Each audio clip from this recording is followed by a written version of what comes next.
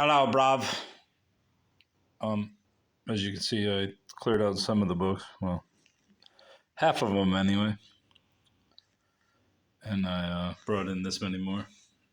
We've got a double banger here. This is the first batch from yesterday and a few stragglers. And these are my haul from today. Let's get to it then, love. And rule. Maybe I'll get rid of this. No, that's just making it worse. Heartful of Lies by Anne Rule. We've gone over the true crime thing. We know who Anne Rule is. And we know all this other shit. All right, Dracula by Bram Stoker. This is obviously a cheap mass market paperback knockoff. As you can see, it was $2.75 at Warehouse Club, but I got it for $0.25 at Value World. And I think I have about 4 or 5 copies of this, even one in Spanish. But once they keep selling books for 25 cents, I will keep buying them. Drink at present is iced coffee.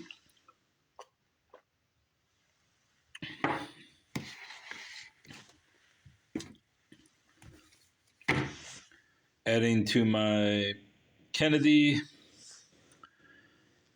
book collection, In the Trial of Assassins by Jim Garrison, the noted researcher. Obviously, everyone knows everything there is to know about.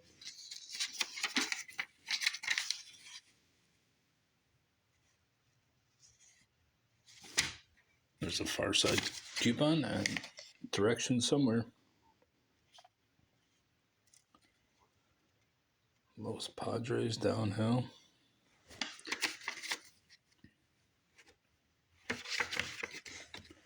So we'll move on to this one.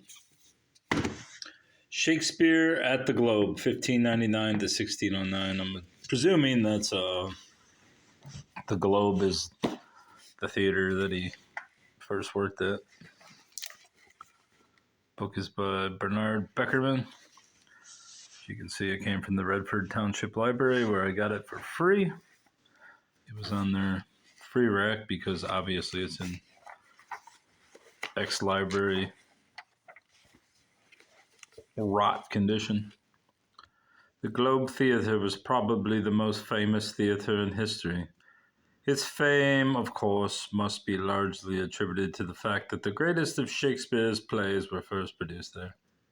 The original Globe Theatre was built in 1599.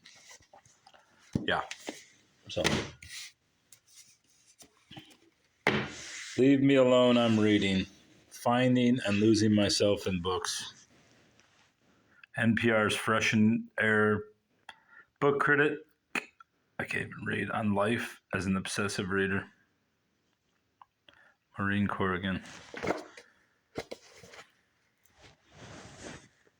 And she looks like somebody that would be on NPR. Listen, I don't like NPR. NPR's propaganda radio. I mean, most radio is propaganda, but the difference being that NPR is taxpayer funded and it is state sponsored propaganda. So that's the true definition of propaganda. You expect normal propaganda out of people, including witches. But state-sponsored propaganda with no oversight is generally the worst sort. Anyway, I picked up the book anyways because I don't give a fuck. And it's, what was it? Was that a 50 center? I don't know where I got that. Where did I get that book? No, I think I paid 50 cents for that one. Aaron Lansky, Outwitting History. The amazing adventures of a man who rescued a million Yiddish books. I presume this is about during World War II. I love this shadow.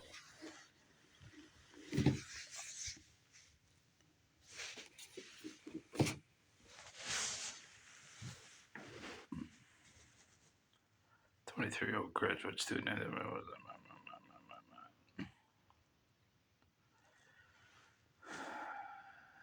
As a 23-year-old graduate student, Aaron Lansky set out to save the world's abandoned Yiddish books before it was too late. I guess it isn't about World War II. Today, 25 years and 1.5 million books later, he has accomplished what has been called the greatest cultural rescue effort in Jewish history. In Outwitting History, Lansky shares his adventure as well as the poignant and often laugh out loud stories he heard as he traveled the country collecting books, introducing us to a dazzling array of writers. He shows us how an almost lost culture is the bridge between the old world and the future, and how the written word can unite everyone who believes in the power of great literature.